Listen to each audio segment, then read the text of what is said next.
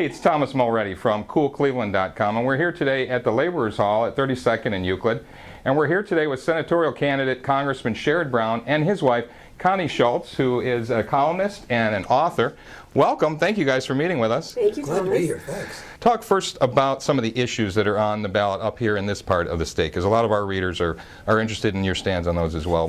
There's a clear distinction between Mike DeWine and me. And I'm for the minimum wage. He's voted against it a number of times. I'm for embryonic stem cell research. He's opposed to it. Right. He voted for the Iraq War. I voted against it. On every major issue, I mean, the voters have a choice. Do you want to continue this sort of stay the course in Iraq and these other policies, or do you want a new direction? Right. Talk about, if you would, some of the local issues here. Issue 3 for casinos. You have a position on that one? I don't like their advertising campaign because Right. I think they're overpromising, and I don't want people to think, well, that solves all our education problems. But I don't know yet. I really haven't decided. I'm against it. I'm against it in part because I remember the promises of the lottery and how it's going to save our Yeah. schools. It doesn't benefit elementary school children or high school children, Yeah. and it's feeding another addiction. That's what worries me a lot, the people who get exploited by it. So we may actually end up disagreeing. We're not sure yet, but I'm against it. That's great. I appreciate the fact that you have differing opinions and you're honest about that. You guys have been around the state quite a bit now, and coming from northern Ohio, northeast Ohio, and voting relatively liberal, some say very liberal, you probably have come up against a lot of different viewpoints around other parts of the state in the South. Talk about some of the things that you've heard that maybe have differed from some of your viewpoints that you had previously held. Now you're looking to represent more than just Northeast Ohio. You're looking to represent really the whole state. What kind of things have you heard that have differed from your long-held beliefs that have made you maybe change your mind on an issue or two? Well, it's a more conservative cultural environment in Southern Ohio in many cases. I mean, people are concerned about what happens to their aging parents. Again, whether they're in Garfield Heights or whether they're in Gallipolis. And you speak to you speak about their hopes and dreams and concerns, and then the cultural differences. I'm pro-choice. A lot of people in Southern Ohio are not, but that becomes a little less important to them if I'm talking to them about minimum wage and taking care of their elderly parents and giving their kids opportunity to go to college. Connie, you've been known as a staunch feminist, and you've always gone out and advocated for the working class and for women especially.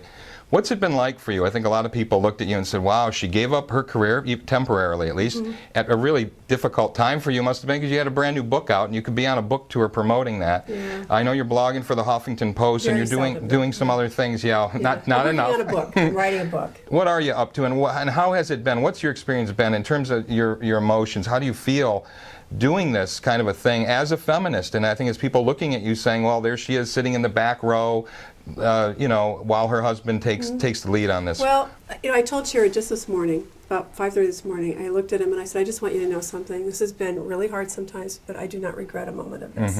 And it has felt from the very beginning so much bigger than me or Sherrod. And I've tried to have a sense of humor about it. The title of my book that'll be out in June is And His Lovely Wife, for all the obvious reasons. But I have a big megaphone when I come back, and when the book comes out, and I'm going to be able to speak for so many women. I mean, I'm dedicating the book to every woman who ever felt anonymous, because I figure that's a pretty long list. You can sell a lot of books. It's been humbling, but it's been ennobling at times, and it's certainly been inspiring. And I've learned a lot about myself. I've learned that I really, really am meant to be a writer. There's no question, but that's what I'm meant to be. She's not running for office, I don't think. Ever. Told someone asked me last week, because I get asked that a lot when you get out there and you speak a lot, and I said, I would never run for office. I wouldn't do it if God promised me another decade. I would not run for office. So. How did it make you feel when your paper, The Plain Dealer, who I think you've been very loyal to and I think you treated very well, when you did decide to step away and did it in a way that was very honorable? How did you feel when a few days ago they came out and endorsed your husband's opponent? Well, I've been asked that a few times, as you might imagine. I wasn't surprised by it. I was disappointed. But I will tell you, as a columnist, I know readership numbers. And I'll take Dick Fagler over the editorial board any day. And the same day that endorsement, which was pretty equivocal anyway, came out, Dick Fagler came out unequivocally for my husband. And that's the way it goes. I love the newsroom full of people, the reporters I work with and the other columnists. I'm not worried about the editorial board. Okay, great. That's fantastic.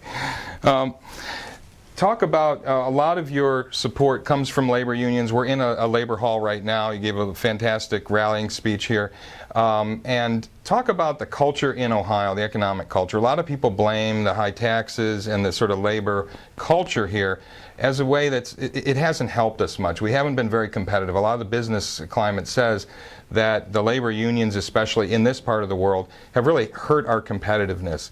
And then looking at a candidate like yourself who really supports that, how do you sort of reconcile that? How are we going to be competitive here while still maintaining obviously that we need to encourage jobs here in this country, in this part of the state, and in this state especially, but the strong support for labor unions that maybe have not made the improvements, have not come along fast enough, have not really been innovative enough to be competitive? How do you reconcile those? Well, when labor unions 20 years ago, 30 years ago were way stronger, we had a stronger economy. So I just don't, when people blame unions.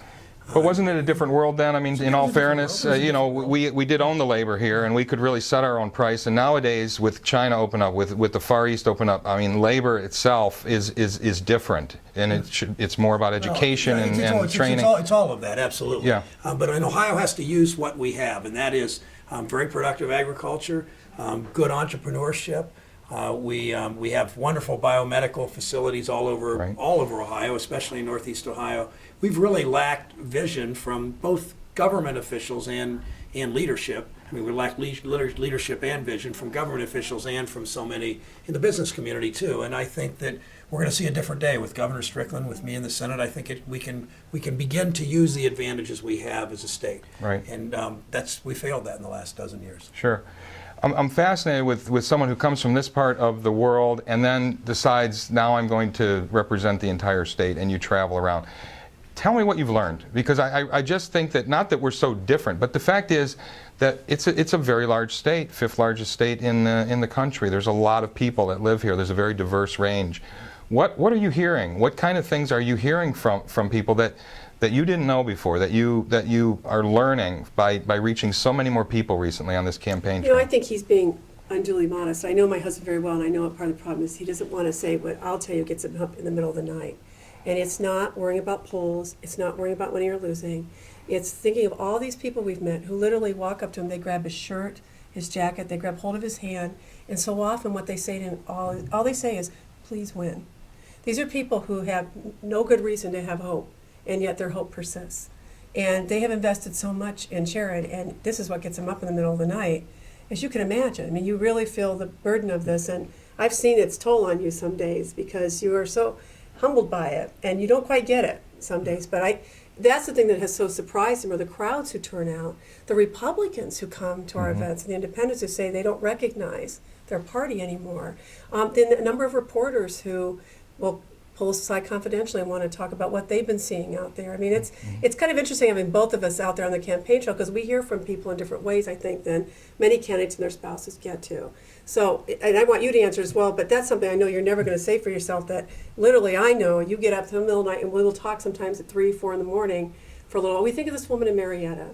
3 months ago, 150 women at a Democratic county dinner, and they couldn't believe there were 150 of them there.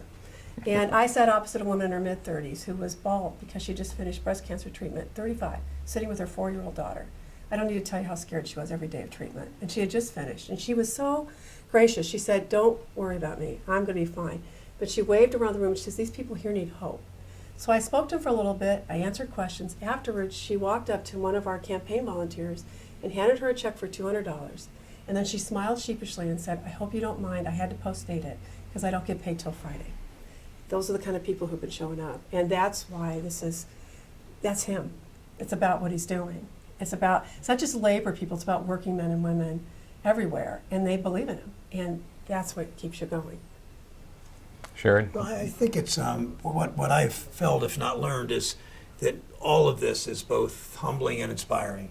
I mean, the people we meet and the stories we hear. The most wonderful part about running statewide is in being in the middle of a state as diverse as you point out this is that people come up and share their hopes and their dreams and their concerns and their lives. And it's just a rich texture of this state that has been a wonderful experience, win or lose. And it really is something that I will always take with me. Great. Thank you guys so much for taking the time to talk with us. Appreciate it. Thank you very much. Hey, it's Thomas Mulready from CoolCleveland.com. Have a great week in Cool Cleveland.